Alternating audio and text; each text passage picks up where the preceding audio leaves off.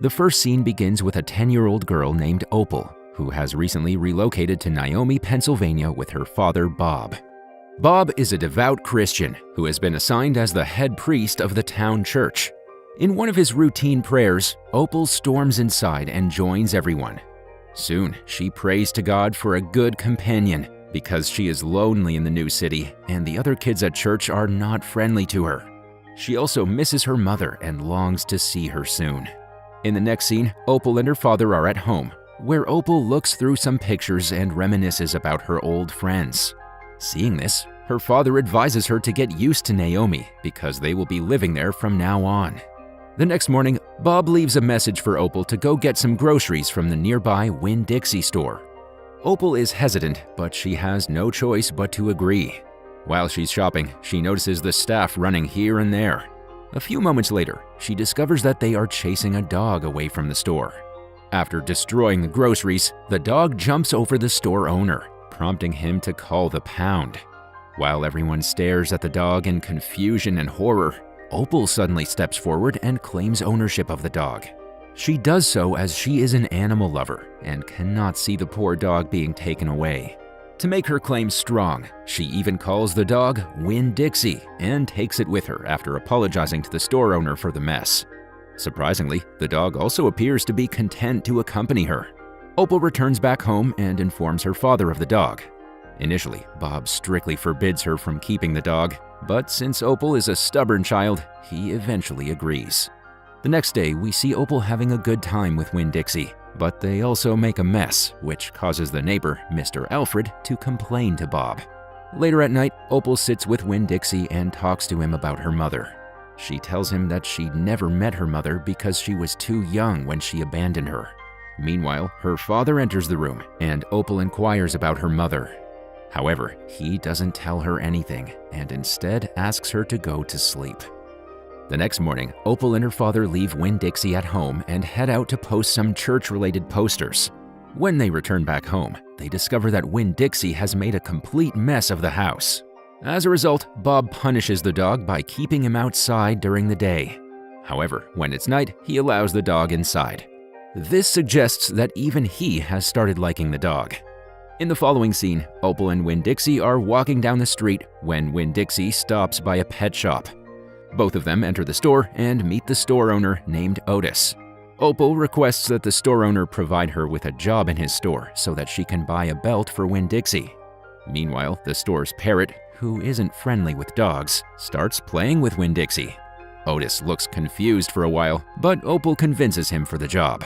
On the other hand, Mr. Alfred orders Bob to get rid of the dog, or else they must leave the accommodation provided to them by the church. Having no options left, Bob contacts the dog pound, and they arrive the following morning to pick up the dog. Bob agrees to surrender the dog to the pound, but Opal begs him to let Winn-Dixie stay, as he is her only friend. Moved by his daughter's love for the dog, Bob reconsiders his decision and asks to release Winn-Dixie. He also manages to obtain some time from Mr. Alfred in order to solve the problem. The next day, Opal starts working at the pet store, and after work, she spends her time with Winn-Dixie. Later, they come across a library, and Opal enters while asking Winn-Dixie to remain outside. Inside, she meets the owner, Mrs. Franny, who misidentifies Winn-Dixie as a bear and gets terrified. Fortunately, Opal comforts her, and after a while, the dog is let inside. After this, Mrs. Franny shares her bad experience where a bear broke into the library and stole one of her books. Opal also discovers that Mrs. Franny is alone, so she asks if she wants to be friends with her and Winn-Dixie, to which she gladly agrees. Winn-Dixie and Opal's friendship grows stronger and stronger over time. She believes that everything has become better because of Winn-Dixie, and she is no longer lonely. One day, Opal arrives at work to find Otis playing guitar and singing. A few moments later, all of the animals in the pet shop begin to cause havoc. Otis and Opal try to control them, but they're unable to do so. Hence, Opal advises Otis to play his guitar. As soon as he starts playing, surprisingly, all the animals become calm. At the same time, a little girl outside witnesses the entire incident and claims that Otis is a magic man. Following this, Opal asks if the pets broke the cage, to which Otis informs her that he has never locked his pets because, according to him, locking someone up will never make them happy. The next day, Opal and her father head to the church, taking Winn-Dixie with them. Opal confines Winn-Dixie outside the church, but Winn-Dixie doesn't like being alone, so he keeps on barking, causing continuous disturbance in the ongoing prayer. As a result, a fed-up Bob asks Opal to bring the dog inside. After a while, Winn-Dixie notices a rat in one of the corners and begins chasing it, causing havoc in the church. However, everyone finds it amusing and starts enjoying the moment. In the following scene, Winn-Dixie flees to an abandoned area and Opal pursues him. In her search for Winn-Dixie, she meets a blind elderly woman named Gloria.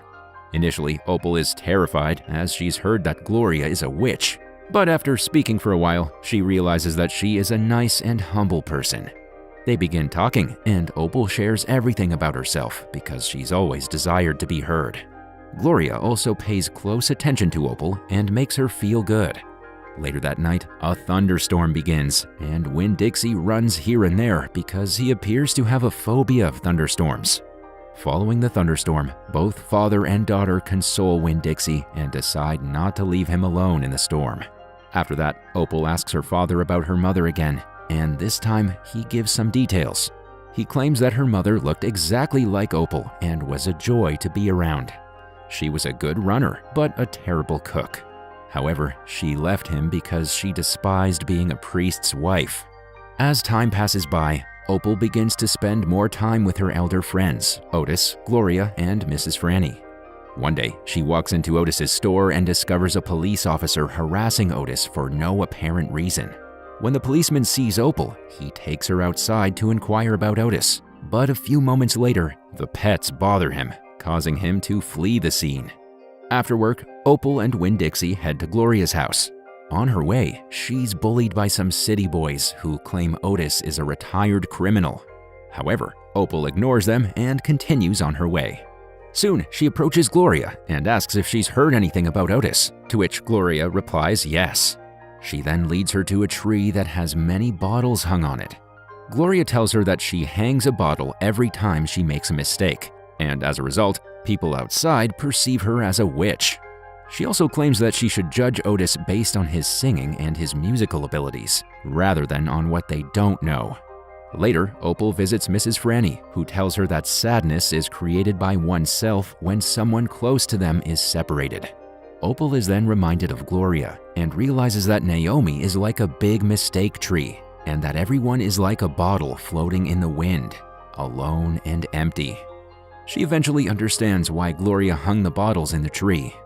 The next day, Opal sits down with Otis in the store and finds out that he was once imprisoned. On inquiring, Otis responds that he has always loved music, and one day when he was playing his guitar in the park, thinking that people would enjoy the music, the police accused him of disturbing the peace. He resisted the police officer's attempt to seize his guitar, and as a result, he was locked up. Hearing this, Opal finally understands why Otis made friends with the animals. Later, Opal and Winn-Dixie come across the city boys playing baseball, and Winn-Dixie joins in on the fun. Surprisingly, the boys let her play and become good friends, all thanks to Winn-Dixie. The group even manages to have some fun with the same police officer.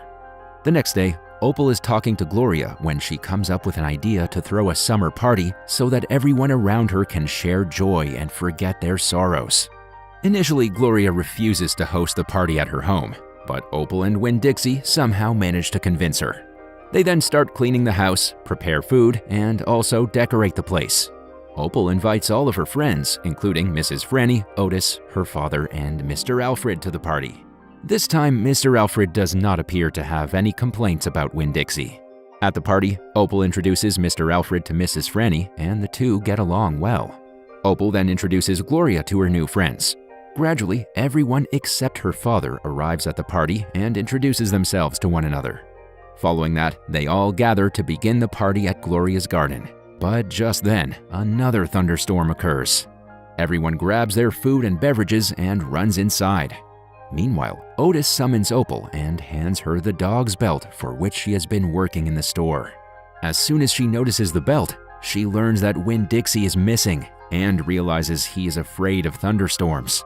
As a result, she becomes concerned and decides to look for her dog. Everyone tries to stop her, but she refuses to listen and runs outside in the rain. In the next scene, a distressed Opal rushes to her father for assistance, but he tells her to get inside because it's raining. However, Opal ignores his request and goes in search of Winn-Dixie. Left with no options, Bob also follows her in the pursuit. The duo search far and wide amidst the pouring rain, but they are still unable to locate Winn-Dixie. Tired, Bob asks Opal to return home, but the latter yells at her father, accusing him of always giving up. She also claims that he must have given up on her mother, to which he claims that he did everything he could to stop her, but failed. Furthermore, he tells her that he adores Winn-Dixie as much as she does. Following this, they resume their search, but are still unable to find Winn-Dixie. As a result, both of them return to the party. Opal is praying for Winn-Dixie in the garden when her new friends approach her and take her inside. They all listen to Otis's music and sing together. A few moments later, they hear some barking noises, and soon Winn-Dixie appears.